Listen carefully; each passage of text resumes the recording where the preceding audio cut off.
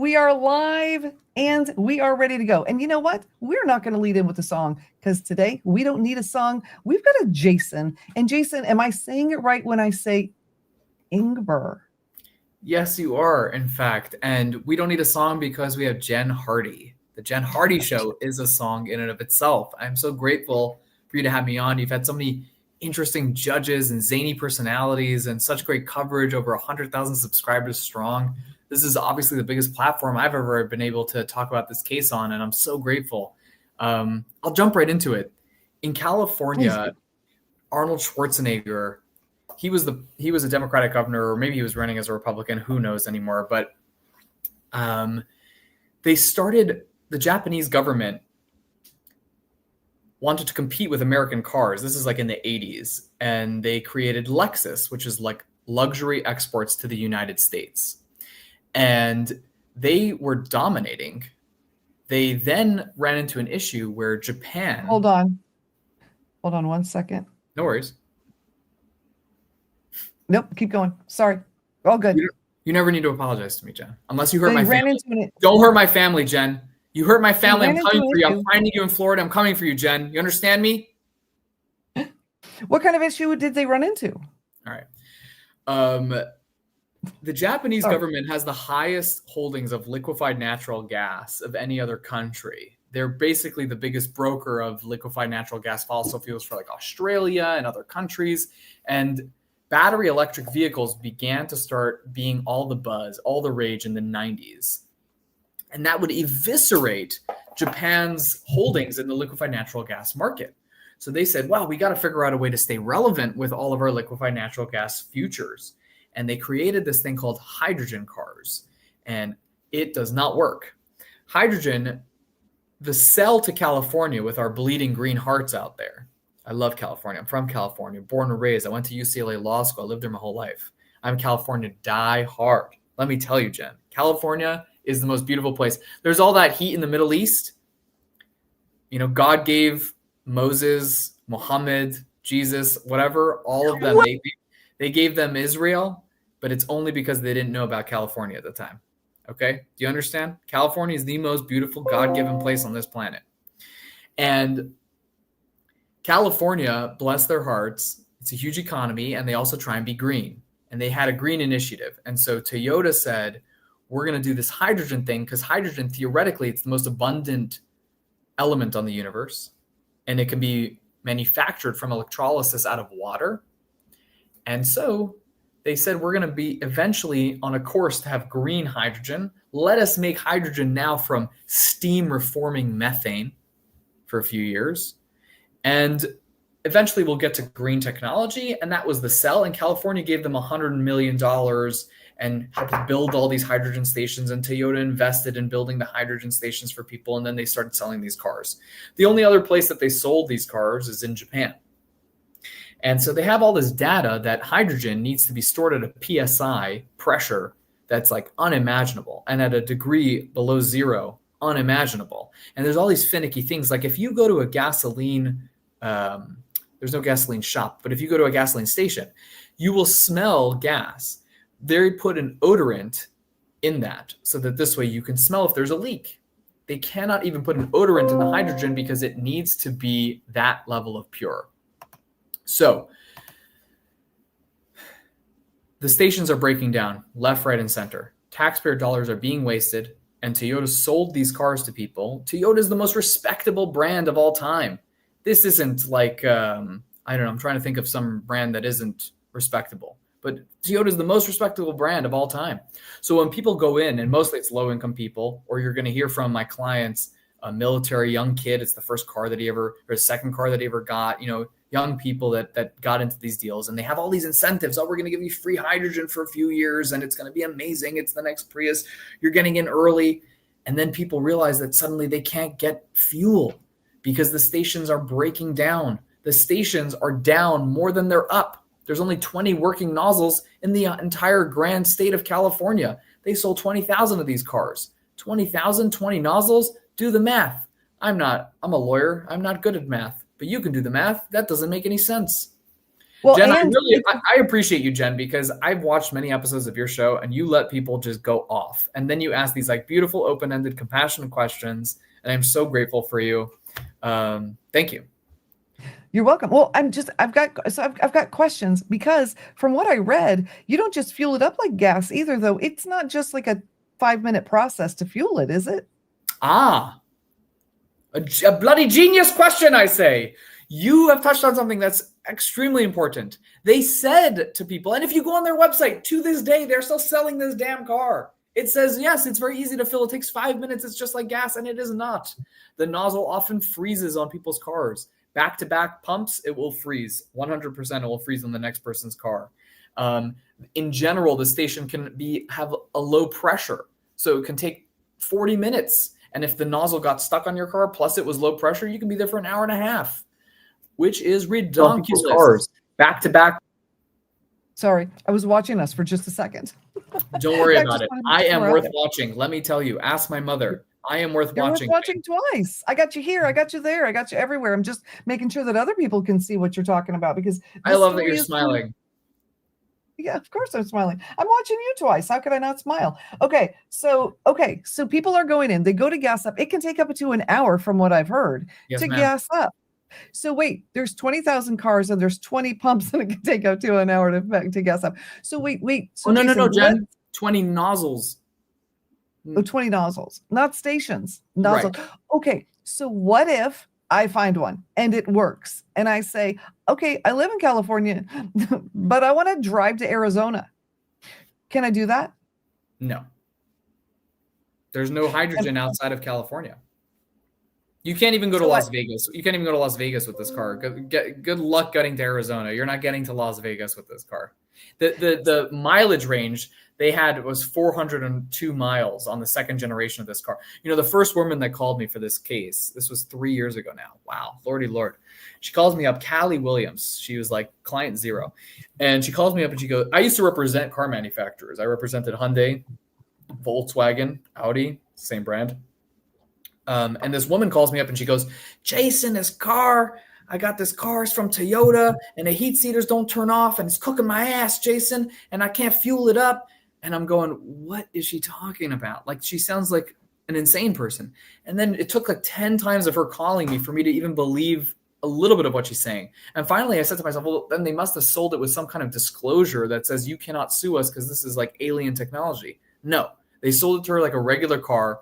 Indeed, the first generation had heat seaters that randomly turn on. And in the heat of California, that is the place where we shake and we bake. It is hot in the summer. It is hot. You do not want a heat seater on full blast in the summer of California. I promise you.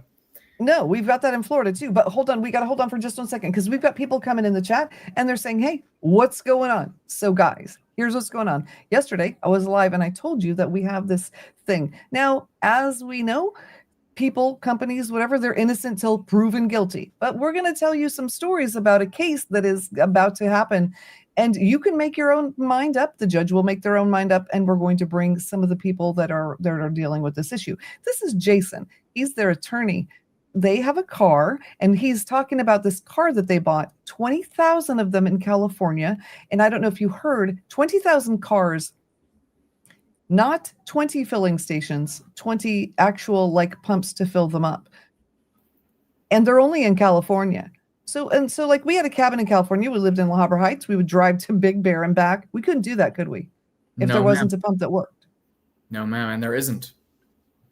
And let alone leaving the state. There is no leaving the state, guys. You can't vacation or move. And we're going to hear from somebody who needed to move and find out what happened with his car. So that's what's happening. And it is a crazy story, y'all. It's a crazy story. And Jason, not only is he the attorney for this class action, but he's also this really swell guy. And you're going to love him the more he talks. So that's why I brought him on, because he's just incredible. So anyway, okay, so Jason's telling us a story about these people. The first person contacts him. It doesn't seem real. And I will tell you all watching, it doesn't seem real. So I read 30 minutes into the filings. What do you call the paperwork that you file? Because my brain. Complaint, the lawsuit. There we go. I read it and I thought, this does not even seem real. So I did a deep dive on my own. Guys, it's true. What he's saying is true. These pumps don't exist and they really don't exist Oh yeah, outside. There are some. you go try and sell this hydrogen car in Texas or even in Florida, they would have been like, get this nonsense out of here. But California just are bleeding green hearts. You tell them that this is a potential thing, hydrogen, it could be green. It's not even green though. That's what's crazy. I would never have taken this case. I would not have sued Toyota. I love Toyota. My first car was a Toyota Corolla. Man, that thing never needs service. I love that thing. Okay. Yeah. I literally had an existential crisis trying to sue Toyota because I just love the company. Like they make such reliable cars and their jingles, we make it easy on you. I mean, growing up, I love them. And yet they sold this car with malice. They knew that it was not going to work. They knew that people wouldn't be able to get hydrogen fuel. They knew, most importantly, that it wasn't going to be green. I knew that if it was green, I would not have taken this case. But they are steam reforming methane. They're pressurizing methane with heat to isolate the hydrogen particles. They're not doing any carbon capture on anything outside of that. You don't need to be a scientist to understand that it's worse than electric cars with the battery and the mining or gas production. And so they've made this situation, which is bad for the consumer and it's bad for the environment and it's only good for these foreign companies. And Lord only knows why they're doing this to people. Yeah, because now if it is, there apparently was a way to get it clean. And if they do that, it's good. And what comes out of your tailpipe, that's not bad either, right? But yeah, if we're not getting it in a clean way, it is actually worse than anything else. So right. Yeah. When they first came out with battery electric cars, now I'm speaking a little bit of outside the lawsuit. Okay. So this is apocryphal, anecdotal, if you will. Battery electric cars are not that good for the environment when they first came out because of the mining, shipping, production, and lack of recyclability of the batteries. So it took over 150, the first generation Tesla, you'd have to drive that thing over 150,000 miles to get your first green mile.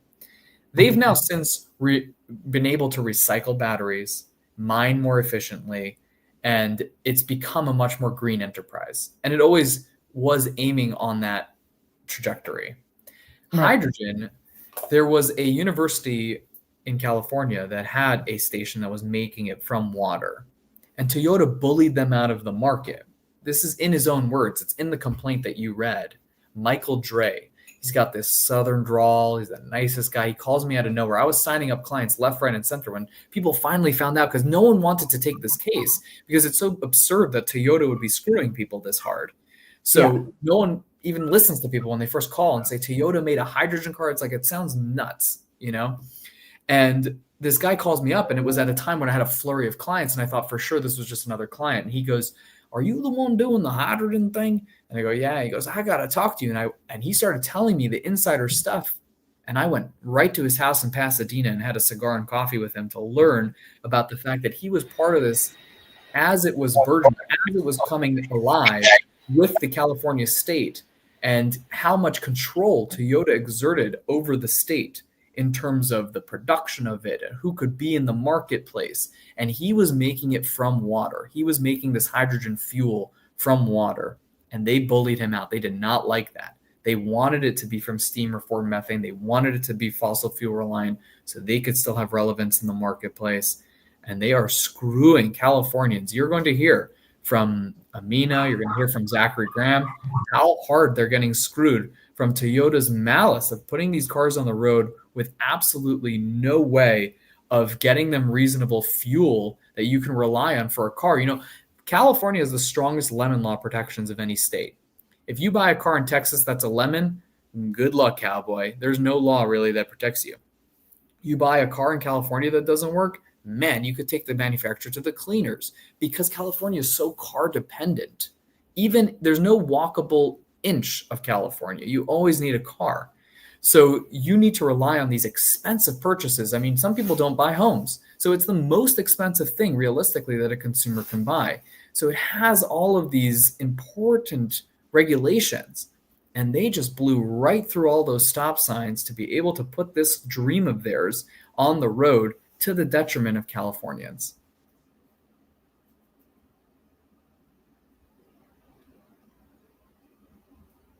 Can't hear you, Jen. Did you mute? Oh, because you muted Amina. You probably I muted. did. I muted because my dogs were barking. Okay, so we're gonna bring somebody on that purchased one of these cars, so you all can, yeah, you can hear from someone who actually went through it. So we are going to bring on. Hold on one second here. There is Jason, and there she is. There she is. This is Amina, and she bought a car, and I'm guessing because she wanted to do something great for the environment, right? And have a cute car in the meantime. And do you want to tell how this whole thing happened? Because we talked earlier, and I don't know. I don't even want to start telling your story. No, it's okay. Hi guys. Yeah, so I bought the car back in 2021. I went into Toyota. Toyota and Honda have been my top car purchases. I've been really happy with them in the past. You know, they always have good resale value. Anyways, I went to Toyota. They promoted this car at the time. They're like, you know, it's energy efficient, it's electric car, hydrogen, it's new technology, it's going to be the future, be the first one in, etc. You know, everything they were saying was good, and then because it was associated with Toyota and Toyota was one that I had trusted, I went in and I got it. They got me. They had quoted me at like 409 miles per fill, like on a full tank. That didn't happen. For the first like 2 years, I was getting like 250 max, 265 miles on a fill. And when I first bought the car, the prices was like around $13, and then it just kept going up nonstop until it hit $36. But yeah, it was just a struggle to find the hydrogen. I thought I was buying like a car that's gonna be the future. Instead, it was like a science project that kind of wasn't planned ahead. They also told me that they have so many stations in the works, and that you know they're already approved and it's going to just get better and etc. They got me. And then despite the whole hydrogen situation that everyone's having, my car is a true lemon because without any prior notification, I did not know that the car was just going to break down on me. One day, I just get onto the freeway. I'm on the five. I'm on like four lines in, and all of a sudden, the car does not accelerate. There's no notification. It just does not pick up. It's not accelerating. And now I'm panicking. I'm all alone. I thank God, like my brain worked, and I pushed the emergency sign, and I tried to get to the shoulder. By the time I got to the shoulder, I'm like, okay, maybe it just needs to reboot. I turn off the car. I wait a minute. I turn it on, and it just starts beeping at me. It kept sending me like three, four different error messages. Take me to the dealer. Take me to the dealer. This failure, that failure. This. I was like, oh my God, what is happening? I called two different Toyotas. One of them said, fine, we'll send out a tow truck. Took him 2 hours. Sorry. Took him 2 hours to get here, to get to me. And then when it went in, they turned on the car and they had asked me, I'm like, did you hear any clicking sound or any this sound? And I'm like, no. And he's like, okay, interesting. Because, you know, when we turned on the car, there was a huge boom. And I'm like, what? Like, that's not good news. You're just making me worry even more. Um, and I was panicking. I had my friend like take me around those 2 3 days until I got a car. And yeah, they didn't know what was happening. They're like, oh, you know, we found out the thing. It's just one piece that needs to be replaced. And I was like, okay. They replaced the car, and they're like, you know, we were wrong. It might be a battery. We have it on order. Da, da, da. It took like 2 months for them to get the car done and send it back to me. And I'm going to be honest with you, I did not want to pick up the car. I did not want to pick up the car from them, but they're like, you know, you have to pay storage and this and that. So I had no choice, and I brought the car back. And then, yeah, it's just been a journey. It's been a lot. Yeah. Now somebody in the chat is asking, why would you buy it without knowing where to fuel it? So they had given us links and everything. They had shown us before I purchased it at Toyota. Obviously, buying a car takes a long time. I was there for like 6 7 hours. They gave me the websites. They showed me the online status. They explained to me that, you know, this is how many kilometer, sorry, how much they have in the tank. And if you get there before certain, they explained everything. I'm telling you, they sold it to me. I got sold. I was around the time I actually bought it in June of 21. So it's 25 now. It was, I had, I'm like, okay, it's my birthday present. Yeah, worst present ever. That is so awful. And then there's something about fuel. They gave you some sort of like a credit for fuel, right? Yes. And that made it sound even better because gas is so expensive, right? Yes, 100%. And then even the tax credits. There was a lot of like rebates and incentives that they were giving with that alongside the 15,000. Like you don't have to pay out of pocket for like the first this many years. I still have money in that card. That tells you something. 4 years later, I still have money left over. And do you still have the car? Okay, no, I got rear-ended, and it was only the bumper was messed up. But because it's a Mirai, and they have to, it's costing them more to fix or whatever the situation is that they have to reconfigure something. It was just the bumper. Like I was rear-ended. They don't, Amina, I told you, they don't have the parts in California. So that's probably what it They is. only have these parts are only in Japan. Yeah. Okay. So they totaled the car. And so I don't have the car anymore, but it was just this past 4 years with that car it was just horrible. It's truly a science project that was a great idea, but it wasn't executed correctly. It's like when you plan something, you make sure everything is in order. Yes, you had plans of like building hydrogen and stuff, but I feel like we're the test dummies. That makes sense. Well, and that's an expensive science project. Agreed. Right? I mean, 60. Okay, wait, hold on. How many cars did they sell in California, did you say? 20,000. Okay, so I'm using a calculator just to make sure. $60,000 times 20,000 cars. Right? I mean, it's a heck of a lot of money. That's what the calculator's telling me. Lots of zeros in there. And they're doing, has anyone gotten any money back? Like as some sort of like, sorry, this didn't work kind of a thing? No. In 2019, there was a hydrogen explosion at the biggest plant in Northern California. So they forgave for 6 months. They let people not pay the monthly car payment for 6 months. Well, all right. But then there was probably no fuel at the time anyways, right? I'm assuming there was no gas, which they would have. Precisely, Amina. Precisely. Wow, that is crazy. I'm looking at, I'm looking at the chat, making sure we don't have any other questions. Yeah, there's not any other questions right now. It just seems surreal. It just seems unreal. It really does. And like I said, I mean, I did the deep dive on it because I thought, really, guys, we're going to talk about it. I got to make sure it really is. It really is like this. This is, and real people bought these cars.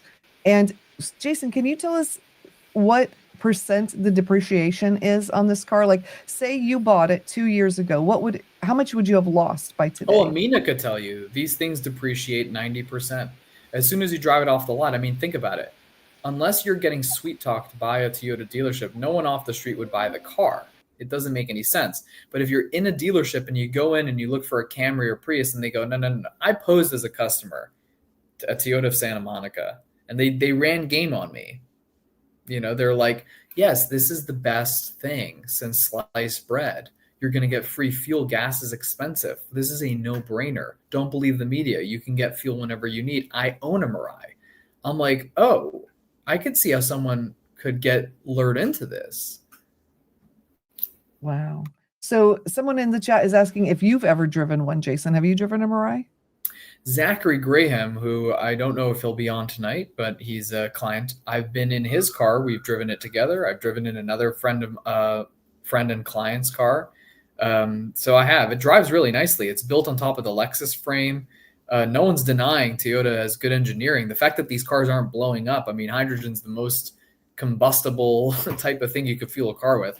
So their engineering is definitely on point. It's just not practical at a commercial retail level because you cannot reliably ever get a fuel station to work.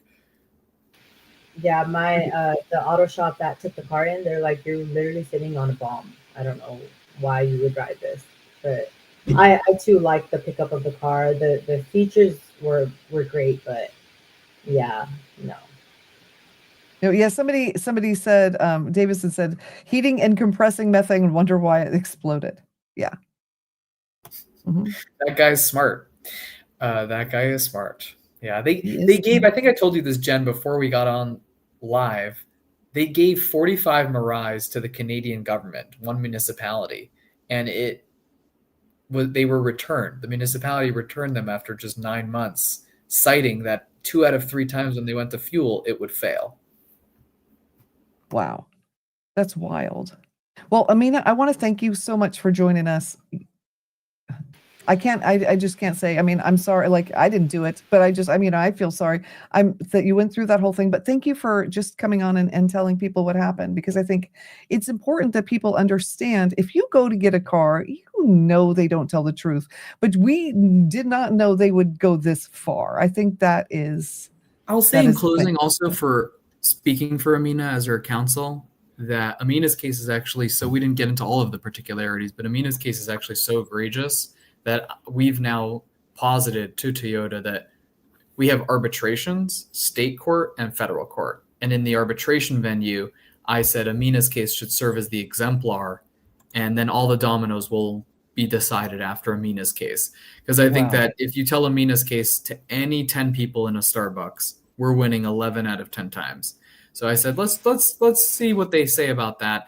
And then Zachary Graham in the state case, same thing. So thank you. Thank you for giving us, though, a platform. Like, it's been maddening trying to get the media to wrap their heads around how bizarre this situation is and how unfortunate it is for this corporate decisions to just callously not care about people's lives that they're affecting. Absolutely. Even my dogs are upset. You can hear them. They're chiming in. All right. Or they're excited that we're finally getting justice. Well, they're excited. You're finally, yeah. Well, they're just like, it's so Voices egregious. of Justice, the Jen Hardy show. It's exciting. There we go. They are the voices of justice. Well, we're going to say goodnight to Amina. We're going to say hello to Zach because it's getting late. All right. Thank you so much, Amina. I appreciate you. And here we go. Let's pull Zach. There we go. All right, Zach, thank you so much for joining us. I apologize for the pups. So Zach is here, and actually, we're going to move things around just a little bit. I want to check something out here. So hello, there's Jen, and there's Zach, and there's Jason. Oh, well, we're just going to put people in this order. That's fine. Okay, that's what we can do. All right, so Zach's story hit close to home for me because, as you know, we are a military family. And I get very teary talking about military things. We were at a military event today honoring women in the military. Thank you all. We do appreciate you, everyone who's in the military, and your families for your service. And so it's just, what happened to Amina was bad. What happened to Zach? They put him in a very bad position. So, but I'm not going to tell his story either. Zach, you want to talk about what happened with you and your car? Yes. Quick sound check. Can you guys hear me okay? Absolutely. You sound great. Great. Awesome. Well, first, I just want to say thank you to Jen for giving me the platform to voice my story, and also Jason for fighting this battle with me, being in the trenches, no pun intended, to the military piece. With the military piece in mind, right off the bat, I just want to disclaim that these are my own personal views. I'm not representing the Marine Corps or the Department of Defense in any way. I'm here exercising my own rights as a private citizen in my own personal capacity. So just want to make sure that that is clear and upfront. Regarding my story, just a little bit of context. Back in 2017, I actually had a really positive experience with Toyota. And initially what happened was I had this Honda Civic. I was pretty much on its last leg. And the dealer that I was in touch with at the time told me that I could trade in this car that was on its last leg, and that also that I could lease a vehicle. And then if I got orders to go somewhere else, then I would be able to trade that leased vehicle in to go to my next location. So, I obviously took interest in this deal, and I made contact with him. The car actually that I had broke down on the way to the dealership, but they still took it, and they still leased me the vehicle. Zach, I don't want to cut you off. Obviously, this is your story, but I want you to get into the misrepresentations of this specific transaction. I think that is what grabbed Jen, and that will speak to her audience. They told you X and Y ended up happening. Articulate Right. that. Yeah. I just wanted to make sure the context was there so that you guys understand that, like, the trust that was built in Toyota got leveraged when I went to Santa Monica later on, because, you know, I had a great experience. So going to Toyota this second time, I had very high expectations. So I go there. Well, just so everybody does know, so the first time they said if you deployed, they'll take the car back so you don't have to deal with it, right? And they did, which is incredible. So Yeah. you went in with that incredible experience and expecting the same thing. Yeah, right? it was Is great. that- It worked okay. out just the way I thought, just the way the dealer said it would. I just had to pay for like dings and scratches. And that was like small fries, very easy to deal That's with. awesome. Yeah. So I had a great esteem with Toyota. So I go back to Toyota with that same high level of esteem. I'm asking for like a Toyota Corolla. That was the specific car that I wanted to get. And I wanted to lease it. The dealer there aggressively started to try to get me to get into the hydrogen car. He really wanted me to get in that car. He talked about all of the perks it had. He talked about how wonderful the car was and how you got this tax credit from the government. You got a $22,000 rebate on the car. You got 0% APR. You had a $15,000 fuel card. And to me, like, this is like an unbeatable deal. And I felt like the justification of it was just the zeitgeist in California regarding alternative fuel cars, because it's the future. Mirai literally translates to future. So and then if you look up, the Blue Book value or the Edmunds appraisal at the time, the car was like $44,000 in the private market. So like this seemed like a really awesome deal. But I told them several times, hey, like there's a chance I'm going to leave California in about 1.5 to 2 years. Is there like what can I do? Like, is what happened in 2017 feasible in this deal? And he literally looked at me. He was like, oh yeah, we'll figure it out. Just like that. And we played around with the numbers. And then later on, I realized that the car is a California car that, if I wanted to go even so much far as like to Las Vegas, it wouldn't be feasible because there's no hydrogen stations. And they didn't document this anywhere in the sales agreement. They didn't mention it. They just mentioned that there was a hydrogen station down the street and that they would be able to work with me if I had to leave. That's what they told me. And Zach went to the dealership that I mentioned that I went in personally.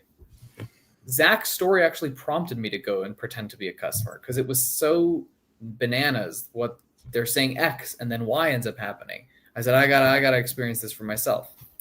Yeah, so wait till you hear about Y, because Y is why Jason and I have a relationship now.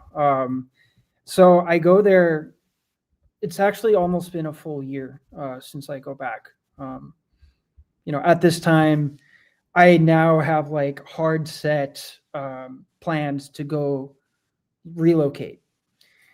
They tell me that this beautiful futuristic car that was once $52,000 as I drove it off the lot depreciated to, get this, $11,000.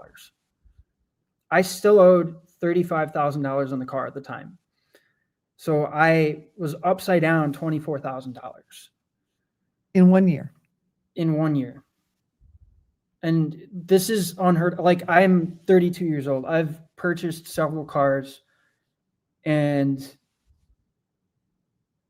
some car dealerships, like, there's certain things they might not tell you to get you to buy the car, but those things are never like as egregious as like 20, 30, 40, whatever $1,000. Because I know there's other clients on, Jason's case that are dealing with 5-figure nightmares themselves. Like, nothing to the tune of that is even close.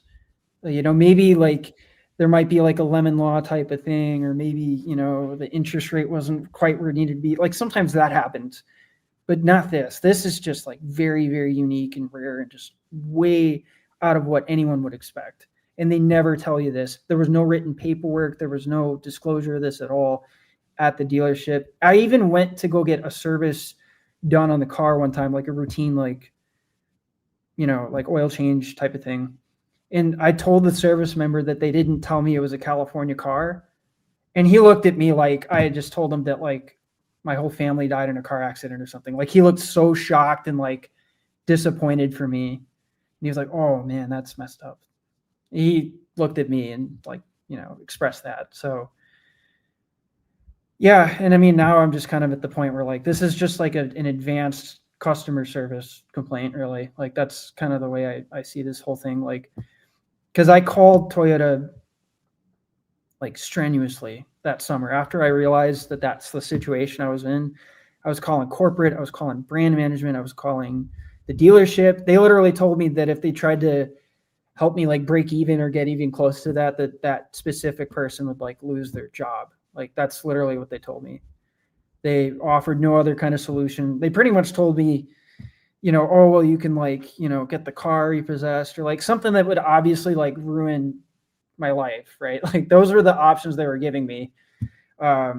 Obviously I'm creative enough to not let that ruin my life. And that's why, I got in touch with Jason. I think that though the notion, Zach, that you had to take a loan out to pay off this car because you got deployed outside of California where you wouldn't be able to drive it, that's the crux of what's going on here. That they sold you a car that they said, no, you can get fuel anywhere. Don't worry about it. This is going to be growing next to the thing. You get deployed out of state. You go back to them and they're like, we don't even want to talk to you anymore. And the car's not worth diddly squat. Now you got to take out a loan through the military to pay off the car. I mean, that's... And the fact that we can drive this car in 1 out of 50 states, like that's just, I don't know. Isn't it? It's just crazy. It's absolutely crazy. Well, you can't really drive it even in California. So it's really 0 out of 50 states, but I hear what you're saying. Yeah. So actually that loan that Jason just posited just now, that's a special kind of loan that you can only really take out once in your life. And it's designed to help give you like a foundation for your career or your family, or if you want to like invest in a business, that's what it's for.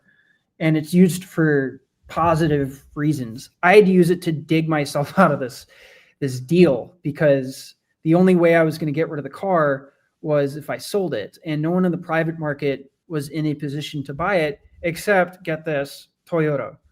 So I had to sell this car back to them because no other entity, whether it was like a person or it was another dealership, like a used car dealership or anything like that, was in a position to like get this car off of anybody's hands. For like, some people were offering like $8,000 for this car. Mind you, it was a $50,000 car just the year before. People are offering like $8,000, $10,000, $6,000, like just very, very, very low numbers for a very advanced machine of a car. And the only people that were able to buy the car at any kind of, essentially it ended up being $13,000. The only people that could do that were the Toyota dealerships themselves, because they have another program that they can take your car after it's lost all its value. They can certify it pre-owned and then sell it back on the secondary market and undercut everybody else that's trying to sell this car or buy the car. So it's like, no matter what, you can't like escape them, because if you're trying to sell or buy the car in the secondary market, you're never going to beat Toyota's deal on, because you get the fuel card again if you buy it certified pre-owned, and you get, a decent interest rate and all that stuff. So like, they just have it set up so that when people get destroyed by this deal, they have to come crawling back to Toyota to sell the car back to them again, so that they can take it and then sell it again on the market and then do, rinse and repeat for the next customer. Okay, which is so like crazy. Yeah, let me just recap, just so I understand. You buy a car for around $50,000, okay?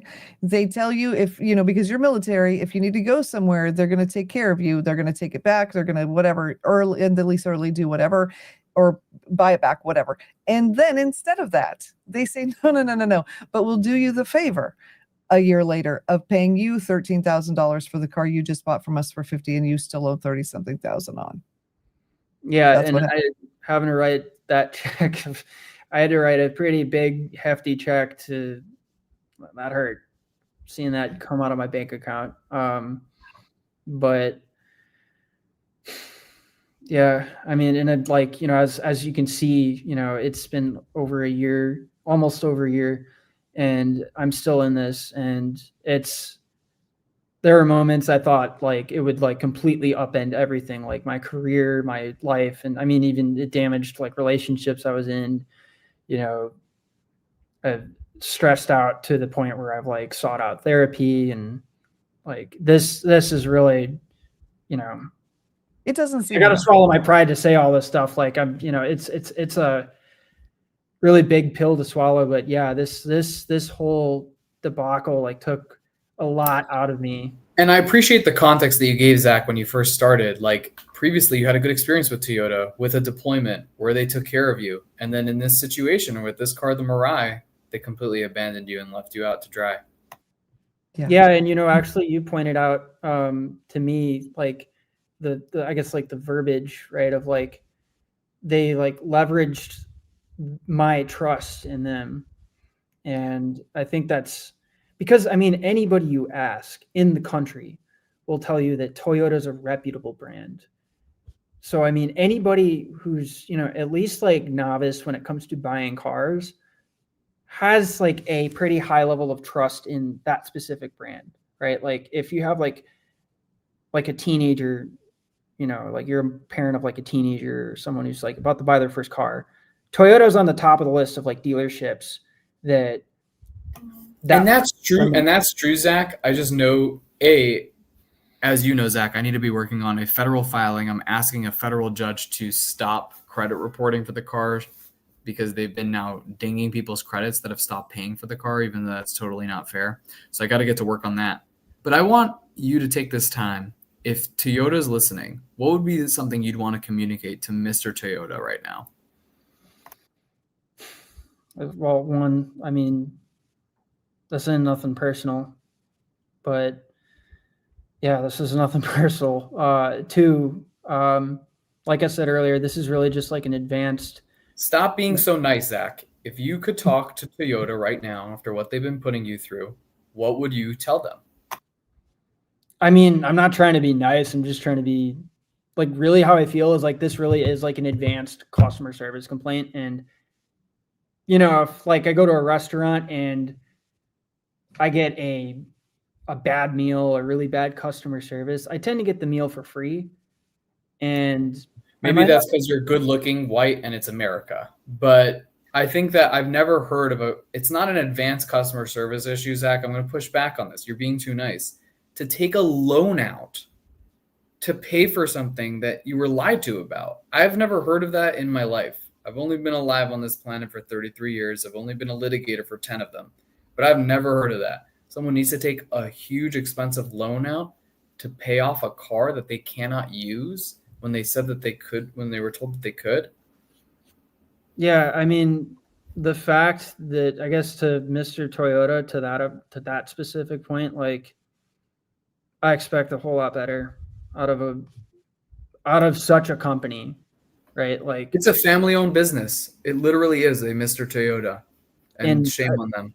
I expect better. Like I came to you guys in good faith, and you came to me in bad faith. I didn't even know that level of bad faith was even feasible, like in practice. Like, and I think that there's not a number you can put on, whatever the outcome of this whole thing is. There's no number that will give me back like the year or however long this proceeds on. Hopefully no more than it has to be. There's no number that will give me back the the life and the energy and the health I've lost from this. Like even my physical health was affected by this. The least you guys could do is justify and atone for what you did. I think that's fair. Yeah. Oh my goodness. Okay, so we've got people coming in and they're asking what's happening. So what's happening is people were sold a car, they were not able to fuel it. It was only good in one state, but even in that state, the fueling didn't really work. We've got a military person in here who got sent to another state, and his car wouldn't work there. And so then they wouldn't do anything about it. That's the bottom line. You got to go back and watch the whole thing. There's a whole long story. It's horrible. It's horrible. I mean, we're talking about losing like $50,000, or in the minimum, these people are losing 30 grand a pop. That's a lot of money and they were lied to about it, which is a whole thing. So that's what we are chatting about. There was a question. Oh, can you say how many people are in the class action? I don't know if you can or not. My firm represents 1,000 people. There's 2 other plaintiffs firms that I'm regularly in touch with. They represent about 300-400 people themselves. There's a couple other people that represent 1 or 2 people, and there's still many people out there that don't even know that they could find some kind of relief, and there are people signing up every day with my firm. Okay. We're doing a rally. The clients are meeting in City Hall in Sacramento on June 22nd. There'll be a demonstration for the government to stop funding this. Like I said, I'm going to be filing paperwork that the federal and state governments should stop funding this. And on June 29th, there will be a rally in Los Angeles, California at City Hall. So wait, I'm sorry. Did you say the government is funding this? Yes, ma'am. Oh, well, hey, we're going to put a pin in that for just 1 second. Zach, I know that you have a busy early morning tomorrow morning. So if you want to stay, you are welcome to stay. But if you want to go, we totally understand. If you need to go, I just wanted to give you that option. Your story is absolutely compelling. And like I said, I'm so sorry that you have gone through it. There are no words. Yeah, Thank you. The more I hear it, the more upsetting it is, really. Yeah, thank you again for giving me the space to share the story. Jason, again, thank you for all the fighting you're doing. Again, to Toyota, you can fix this. You can give me my life back, because you guys took it from me when you did this deal, and you can make this right. Because right now, I don't even want to set foot in a Toyota dealership ever again. Right, and I don't even think any outcome of this lawsuit could change that. Maybe, but probably not. Like Toyota bucks, whatever you guys want to offer. I got this deal really showed some true colors that aren't good. So, hopefully we can get to the end of this soon and make things right. And again, thank you guys so much. And I don't know if there's any questions in the chat or anything like that for me. Yeah, I don't think so. So somebody's asking, is it hydrogen fuel? Yes, that is what we're talking about, is hydrogen fuel. And and then the subsidy situation. Hold on. So now there's government involvement in this. This is new to me. Did not come up in my deep dive. Which government is giving money and who are they giving money to? It's clearly not the people that bought the cars. The California government helps build every hydrogen station that is built, and they inevitably close within 18 months because these stations are not viable. Hydrogen is too finicky, so the stations break down. The California Energy Commission gives $1.6 million initially for every single station to open, and then millions of dollars in maintenance costs to keep them running. Again, they always close. Private enterprises received millions of dollars from California State by way of California State raising DMV registration across the board for all citizens. They raised hundreds of millions of dollars that way, which got funneled into the California Fuel Cell Partnership, which is comprised of Hyundai, who had a Nexo, which they sold 2,000 of those, Toyota, which sold a Mirai, 20,000 of those, as well as some of the other hydrogen manufacturer players. The federal government, until Donald Trump recently repealed some of Joe Biden's tax credits, the federal government was giving uncapped tax credits to hydrogen manufacturers didn't have to be green hydrogen. As long as you made a kilogram of hydrogen, you got a tax credit that you can then sell on the secondary market for someone else that needs it. So we are going to move in federal court to ask them to stop doing debt collection on these notes, stop doing credit reporting on these notes, and stop funding these nonsense entities. Wow. Okay. That is truly incredible, isn't it? You guys, I mean, I know the government does things, and we know car dealers do things. We know. But also this is lots of money. It's just lots of money and lives. 20,000 people were affected. Like this is a lot. It doesn't seem like it's real. It doesn't seem like, I don't know. Are they still selling these cars? Yeah, clearly you went on. Yes, they are still selling these bloody cars, still marketing them, still selling them. TV ads, celebrities in commercials. Crazy. Look it up. The Hyundai Nexo. You can find gorgeous, glitzy YouTube commercials for it that they're running on TV. The Toyota Mirai. I just had a woman, Deborah Alvarez. I got to call her back. She's going to be part of the federal filing. She got it sold to her 2 weeks ago. 2 weeks ago, they're still selling the car. We sued them 1,000 times, just my firm alone. What are they doing? 1,000 times.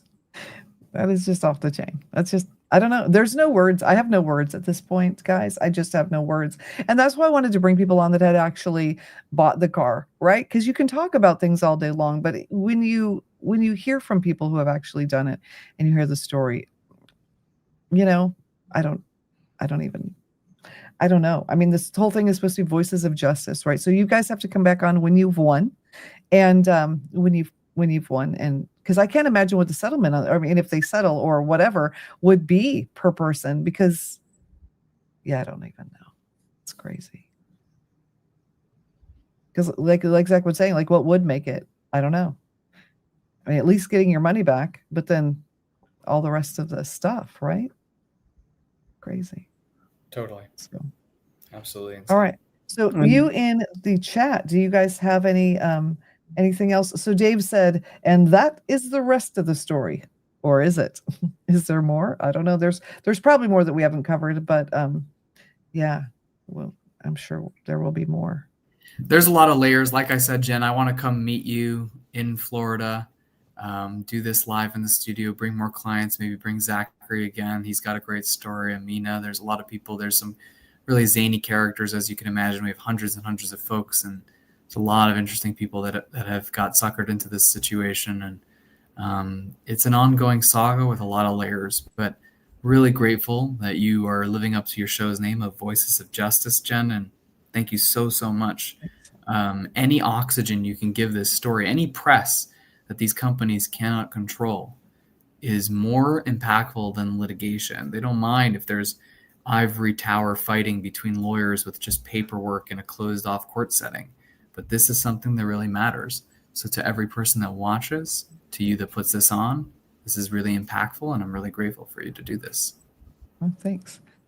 You know what? It's yeah, it is. It's Voices of Justice for a reason, right? I mean, we got to give a voice to the people that need one. That's part of the whole thing. That's why we we're not part of a network, right? We can do what we want. And so we're not being sponsored by Toyota. So there we go. All right. So let's see. There was one more question. Oh, were you working for, well, he wasn't working for Volkswagen. The engine thing happened. Something about Volkswagen and the engine. I wasn't working at the time of the diesel scandal and the emission scandal, those scandals that Volkswagen did. I was just doing lemon law defense for Audi and Volkswagen, but I got a real sense of how these companies work and what makes them tick. And that's what makes this story so interesting, is because when you work doing defending big companies, I defended banks, big lending institutions, car manufacturers. I was at Reed Smith and Squire Patton Boggs. Those are global firms. So many times you have an irate plaintiff's counsel that calls you up and they're like, your company is malice, your company is horrible. And then you look at the file and it's usually just someone dropped the ball somewhere along the way. And this is like this premeditated story of decades in the making that ends up royally screwing someone like Zachary Graham, who serves our country in the military. I mean, this is astronomically different. And I just want to say something to like everyone else that might be watching this right now, and maybe you're kind of in a similar situation. Maybe you've also retained, Jason. Maybe you're in a similar situation with a hydrogen car. You're not alone. And, this deal, there are politicians who've bought this car. There are car dealers themselves who've bought this car. There are lawyers. There are a lot of very sophisticated, like educated, bright people who've bought this car that, they didn't know what they got themselves into, because this is just such a niche problem, and it was very carefully concealed and gilded in such a way that they could sell this car and just flash all the incentives and all of the perks and get you on that, because how could you resist $22,000 rebate, $15,000 fuel card, an Edmunds appraisal of $44,000, right? Like after the car's driven off the lot, like how can you refuse all this? So like, I'm in this with you. If you're in this case, like I'm in this with you, and we got people like Jason and his team fighting this around the clock. And I really do think that I like, if there's anything I feel very optimistic about right now in my life, it's that, like, I think Jason and the opposing counsel are going to litigate this thing until, they get to somewhere really good for all of us. So take care of yourself, take care of your mental health, and, just trust the process. Things are going to be good. It gets darkest before the dawn. So just keep your head up. Yeah. And I mean, really, as horrible as it is, and it is a lot of money that would, I can't imagine what has happened to some families because of it. But the thing is that it is money, and that the people are okay, right? And like trying to remember that, I would imagine is hard when you're going through this whole thing. But good night. It's just a lot of money. I'm just trying to wrap my brain around all of it, really, guys. I really so appreciate you, Zach, for being honest and talking about how it feels and how hard it is, especially because you're a Marine. Like it's you guys are tough, you're strong, and you're saying, like, this has been hard, and that, I think that shows people how hard that it's been. So yeah, and a brand with trust, and I guess it just goes to show you, business companies are in business to make money, right? But not like this. That's the thing, right? So thank you. And thank you, Jason. You're amazing. Jason's coming out here. He's going to be live with me. We're going to have all kinds of fun, talk about serious things, but we're also going to have all kinds of fun here, and it's going to be amazing. So if you have questions for Jason, be sure that you reach out and ask me. Dave, can you put the Discord link in there? People can jump in the Discord. Maybe Jason can jump in the Discord. People have questions for him over the next couple of days. He can go answer them. And yeah, you guys can let us know what you want us to talk about. Would you like Zach to come back? You want to hear from other people? What do you want to see? Because then in a few weeks, you're going to be out here. It's going to be crazy.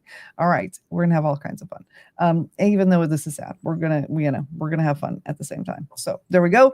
Let's see. Anything else? I know Zach's got to go. He's got things to do. I'm going to stay online for a little while and talk even after they go, and just going to talk about what's coming up and all the things. But so yeah, thank you again, Zach. Thank you just for, just being open and honest and all that stuff. Jason, you're welcome to stay as long as you want or go. I don't know. You've got probably a lot of stuff going on. Thank you. Yeah, I got to work on the federal court filings. Jen, thanks so much for giving us a voice. I really appreciate it. Zach, thanks so much for publicly praising the team.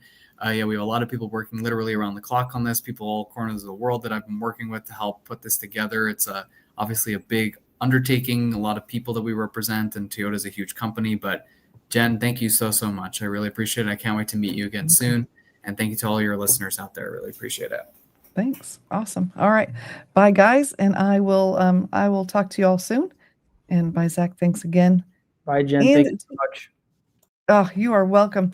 And to those watching, thank you so much for engaging and for asking questions and all the things and being so kind. Y'all have been very kind today, and I appreciate that. I tell you what, the people that were on here, have gone through a lot. Can you imagine buying a car for, well, the $48,000 to $68,000 before taxes and fees, guys, before taxes and fees, and then at least and then not being able to drive it anywhere far. I just can't. I cannot. I don't know. So thankful to Jason. I know that there's a lot of people that have a lot of feelings about attorneys, but these kind of cases are what give attorney, we need them, guys. We need attorneys to do things like this, because otherwise these people would have no recourse, and that's what we need. So I just say thank you to people like Jason who are willing to fight the good fight. And as he was saying, several of these people had looked for years for an attorney who nobody wanted to fight. Who wants to fight Toyota, right? I mean, they are known as the one car that's going to last forever. So anyway, seriously, we've got to talk in the chat about a Spaceballs 2. Let's transition to something a little bit lighter. Is there seriously a Spaceballs 2 coming out? Because I'm not going to lie, we're nerds here, and that sounds actually hysterically funny. So that's pretty cool. And yeah, what else is going on? I know my family went out and saw a movie today. They saw How to Train Your Dragon. We have a child that is super into that. It was a book series and it was a cartoon, and then boom, now it's a video. So sorry. And yeah, apparently they liked it. So yes, the roofer is saying that it is going to be a movie. So guys, okay, it's gonna be fun. I hope it's gonna be funny, because the original, so funny. Oh my goodness. That is entertainment news.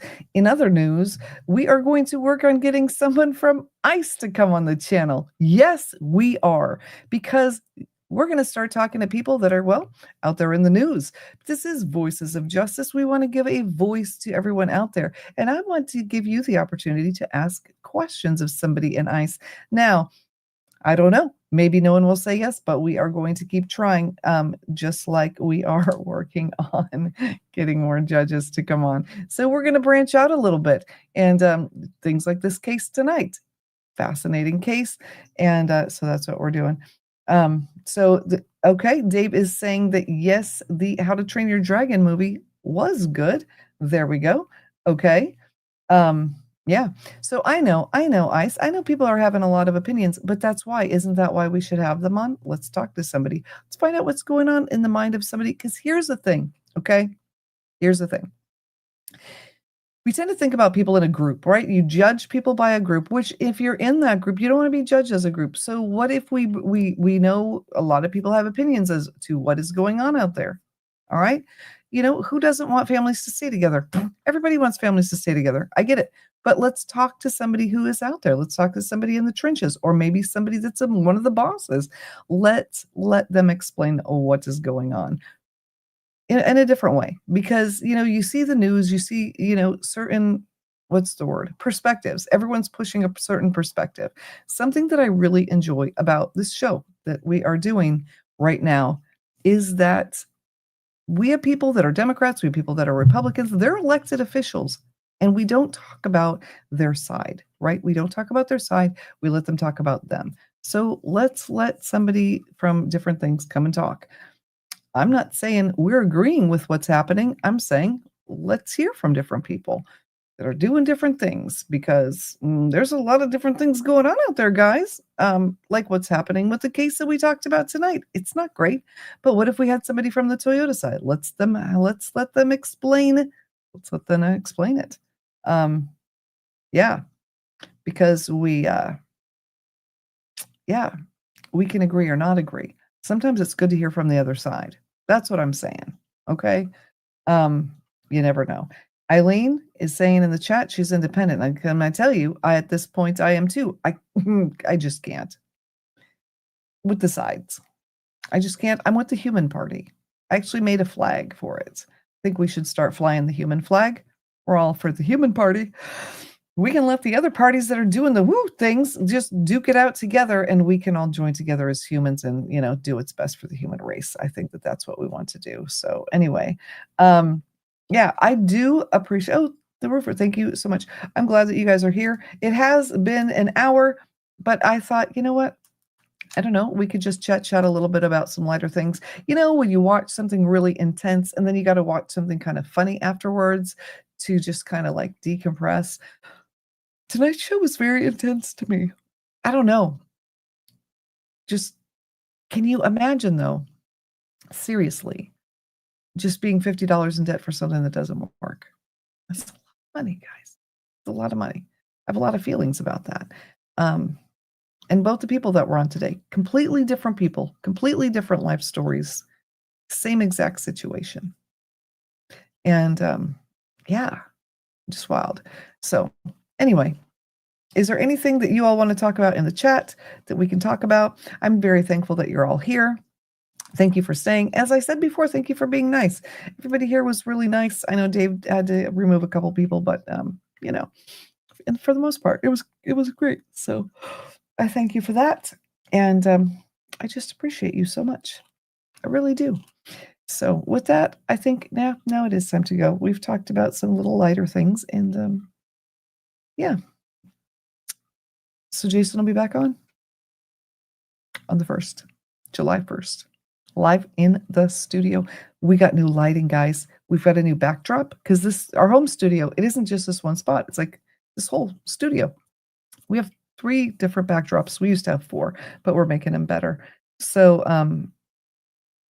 oh, Eileen, I'd love to hear about the flag of the world you made. And Dave, I don't know what you're talking about, but I think you need to stop mentioning things in the chat because none of that is true. So anyway, they said they're having a protest about the car. Yeah, they're actually having a protest about the car on the 29th. And if the current protest isn't over, I can't see them having it because they got to keep everybody safe. You know, I'm just going to talk about that for a minute since it got brought up. I am. So, you know, here's my soapbox about the things that are going on. It's wackadoodle, guys. Don't riot and loot where you live. What? Okay, no. But second of all, I saw on somewhere someone had a baby in a stroller and they were saying, can you believe that at these riots, this baby was maced? Okay, number one, nobody maced the baby on purpose. They didn't mace the baby. They maced the group. And why do you have a baby in a riot? Why? No, so that you can say things like that. But you shouldn't do that. Don't put your kid in that position. What the heck is that? No, don't do those things. I'm sorry. No, I'm not. No, don't do it. No. Don't put children in positions like that. It's not good. Don't use them as political pawns. Just don't. Okay. Soapbox over, but it just made me upset. So anyway, okay. So I know you're just making light, Dave, but you know, we got kids in here. We got to keep it, you know, rated G with the G talk. Okay. We may be hitting some serious issues, but we're gonna rated G it. Okay, I've yawned twice, so apparently I have to go now. All right, I love you guys. Mwah. I really do. I'm so thankful. Thank you for sticking around for the conversation. I know it was a roller coaster, lots of feels about all the things, and I just want to thank Jason. I want to thank Amina, and I want to thank Zach for coming on, being honest. I know it wasn't easy. This is not the kind of thing that you guys normally do, and it just gives a face so that people understand that what we're talking about is really happening, right? And as we said before, everyone is innocent until proven guilty in a court of law. That's how it is. That's the rules. But if we're going to have open and honest conversations, I want to bring the people on that are dealing with the things so that you can hear and you can make your own decision about what's really happening. So I highly recommend look into this whole fuel cell thing, this hydrogen cell shenanigans. Check it out for yourself. See what you think. Go in the Discord and let me know. I would love to hear from you. Couldn't believe it, honestly. Didn't want to believe it, but then I did. So there we go. All right. So Davidson, you know what? Yeah. I mean, I don't like everybody separated from their child, but if you're going to take your kids into riots and they're in strollers, don't do it. Anyway, on that note, I love you guys. And Davidson, thank you for always joining. And I still want you to come on here. I got to send you an email. My email isn't working. If you're out there and you've been trying to get a hold of me, it's not personal. It's been like 5 months now. I think we need a new company. I just don't want to move because then it means we're moving like 7 websites. It's a pain in the butt, but someone's going to have to do it. All right. So batteries are toxic. Meow, meow. Yeah. You know what? It's a whole thing. Roofer hydrogen is a good idea, just not ready for it. That's exactly right. It's just like the whole electric car thing. Yeah, it's a great idea in theory, but where are they getting the electricity? Are they getting it from burning coal? And is that any worse or better than gasoline? I mean, yeah, it's a lot, guys. In theory, you know what I think? I think we should really push solar. Why don't we work on solar more? I mean, in states like California and Florida, hello, we're full of sunshine.